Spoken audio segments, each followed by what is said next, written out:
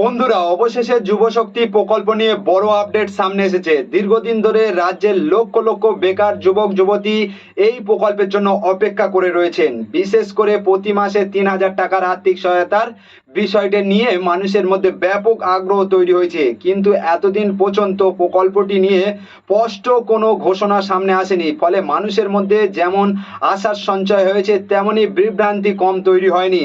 বর্তমানে social media খুললেই দেখা যাচ্ছে যুবশক্তি প্রকল্প নিয়ে নানান ধরনের খবর। কেউ বলছে আবেদন শুরু হয়ে গেছে, কেউ বলছে বিশেষ ক্যাম্পে ফর্ম জমা নেওয়া হচ্ছে, আবার কেউ বলছে খুব শীঘ্রই টাকা দেওয়া শুরু হবে।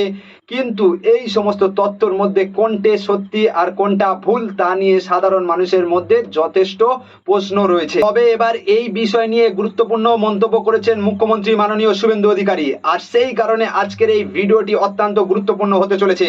কারণ মুখ্যমন্ত্রী কি বলেছেন, 22শে জুনের বাজেটে কি ঘোষণা হতে পারে এবং ভবিষ্যতে এই প্রকল্প নিয়ে কি হতে চলেছে, সেই সমস্ত বিষয় নিয়ে আমরা বিস্তারিত আলোচনা করব।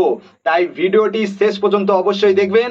আর ভিডিওটি শুরু করার আগে আপনাদের কাছে ছোট্ট একটি অনুরোধ, ভিডিওটি ভালো লাগলে অবশ্যই লাইক করবেন, বেশি বেশি করে শেয়ার করবেন এবং আমাদের চ্যানেলটি সাবস্ক্রাইব করে রাখবেন। ফেসবুক থেকে যারা ভিডিওটি দেখছেন তারা অবশ্যই পেজটি ফলো করে রাখবেন। এখন চলুন দেখে নেওয়া যাক মুখ্যমন্ত্রী মাননীয় শুভেন্দু অধিকারী এই বিষয় নিয়ে ঠিক কি বলেছেন।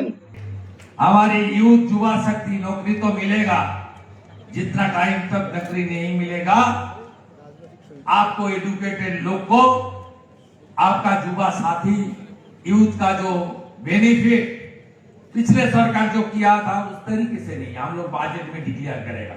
22 तारीख बजट है, बजट के पहले कुछ बोलना ठीक नहीं होगा, लेकिन अच्छा करूंगा, सबके लिए करूंगा। তো বন্ধুরা, আপনারা মুখ্যমন্ত্রীর বক্তব্য শুনলেন। বক্তব্য থেকে একটি বিষয় পরিষ্কার যে যুবশক্তি বা যুবসাথী প্রকল্প নিয়ে সরকার ইতিমধ্যে পরিকল্পনা করছে, তবে প্রকল্পের সম্পূর্ণ রূপরেখা এখনো প্রকাশ করা হয়নি। সবচেয়ে গুরুত্বপূর্ণ বিষয় হলো আগামী 22শে জুনের বাজেটের দিকে এখন সকলের নজর রয়েছে। কারণ মুখ্যমন্ত্রী জানিয়েছেন যে এই বাজেটে যুবশক্তি বা যুবসাথী প্রকল্প সম্পর্কে বড় ঘোষণা করা হতে পারে।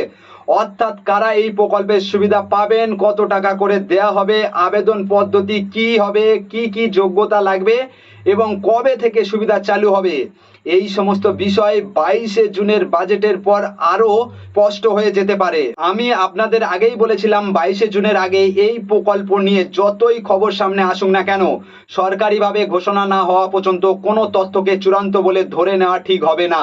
কারণ বর্তমানে বিভিন্ন জায়গায় যে খবরগুলো ছড়িয়ে পড়েছে তার অনেকগুলোই কোনো সরকারি ভিত্তি নেই। অনেকে জানতে চাইছেন সত্যি কি ৩,০০০ টাকা করে দেওয়া হবে, এই মুহূর্তে সেই বিষয়ে চূড়ান্ত তথ্য সামনে আসেনি। তবে 22শে জুনের বাজেটে যদি এই প্রকল্পের জন্য অর্থ বরাদ্দ করা হয় তাহলে রাজ্যের লক্ষ লক্ষ বেকার যুবক যুবতীদের জন্য এটি একটি বড় সুখবর হতে পারে। এছাড়াও আবেদন পদ্ধতি অনলাইনে হবে নাকি অফলাইনে হবে, কর্মসংস্থান দপ্তরের নাম নথিভুক্ত থাকা বাধ্যতামূলক হবে কিনা, বয়স সীমা কত হবে এবং কোন কোন নথি লাগবে, এই সমস্ত প্রশ্নের উত্তর বাজেট ঘোষণার পর পরিষ্কার হয়ে যাবে। তাই আপাতত 22শে জুন পর্যন্ত অপেক্ষা করাই সবচেয়ে গুরুত্বপূর্ণ। কারণ ওই দিন যুবশক্তি প্রকল্পের ভবিষ্যৎ সম্পর্কে অনেক বড় তথ্য সামনে আসতে পারে। 22শে জুনের বাজেটে যা কিছু ঘোষণা হবে তার স্পষ্ট বিশ্লেষণ এবং সঠিক তথ্য আমরা আপনাদের কাছে সবার আগে পৌঁছে দেবো। তাই চ্যানেলটি সাবস্ক্রাইব করে রাখুন, ফেসবুক পেজটি ফলো করে রাখুন এবং ভিডিওটি বেশি বেশি করে শেয়ার করুন যাতে এই গুরুত্বপূর্ণ তথ্য আরও বেশি মানুষের কাছে পৌঁছে যায়।